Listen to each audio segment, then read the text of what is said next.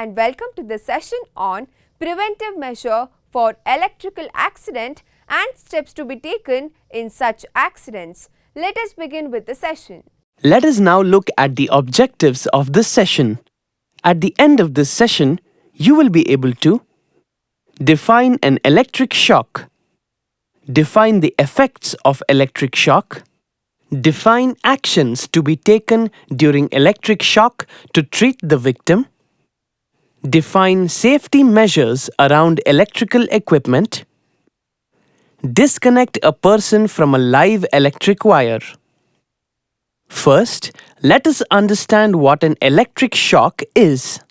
If a person happens to come in contact with an electrical live wire and if he has not insulated himself, then electrical current flows through his body.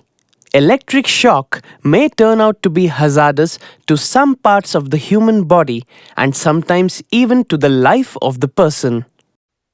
The severity of an electric shock depends on the level of current passing through the body and how long does the current keep passing through the body. Therefore, the higher the current or longer the time, the shock may result in a casualty. In addition, other factors which influence the severity of shock are age of the person receiving a shock, surrounding weather conditions, condition of the floor if it's wet or dry, voltage and current level, insulating property of the different equipment. Next, let us learn about the effects of electric shock. The effects of electric shock may vary at different current levels. A current of 1 milliampere to 5 milliampere is of low risk and provides a tingling sensation. A current of 10 milliampere to 300 milliampere is of moderate risk and can lead to sustained muscular contraction and ventricular fibrillation.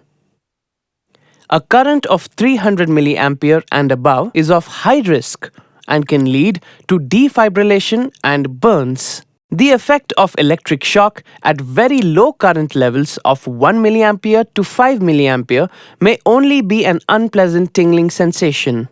But this shock itself may be sufficient to cause someone to lose his balance and fall, resulting in casualty. At higher current levels of 10 milliampere to 300 milliampere, the muscles may contract and the person will be unable to break off from the contact by himself. He may lose consciousness. Even the muscles of the heart may contract. At an excessive current level of 300 milliampere and above, the person receiving a shock may be thrown off his feet and will experience severe pain and possibly burns at the point of contact.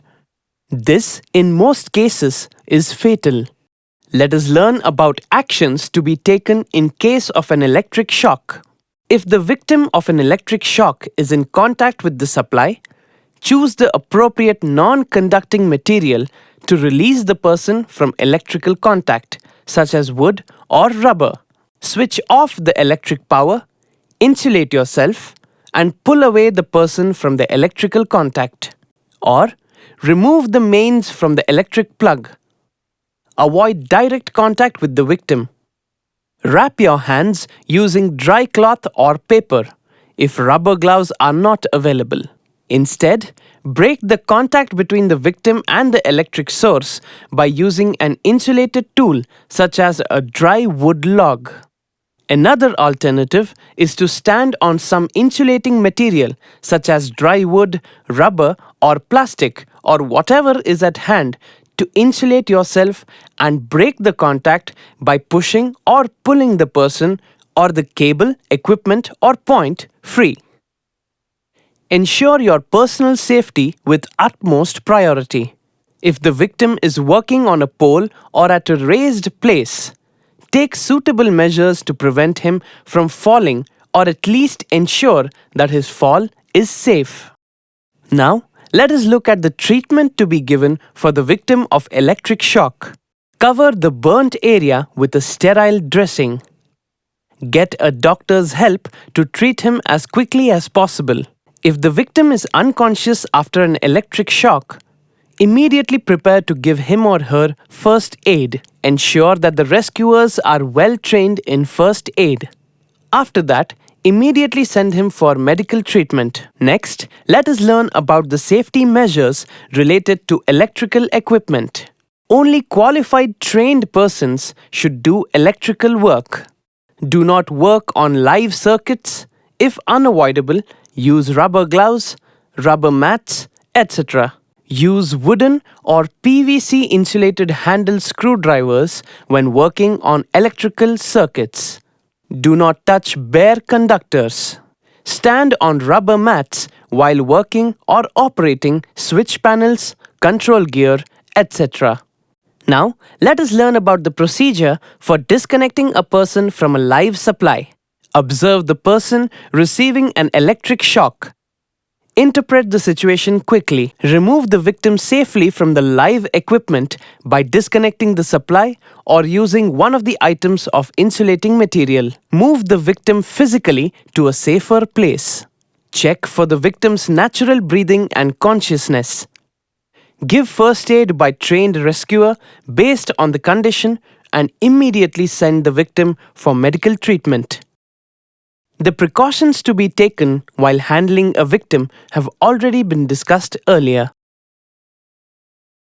To recap, we have learned to define an electric shock, define the effects of electric shock, define actions to be taken during electric shock to treat the victim, define safety measures around electrical equipment, disconnect a person from a live electric wire. So that was all about preventive measure for electrical accident and steps to be taken in such accidents. Hope you have understood all the concepts. See you in the next session.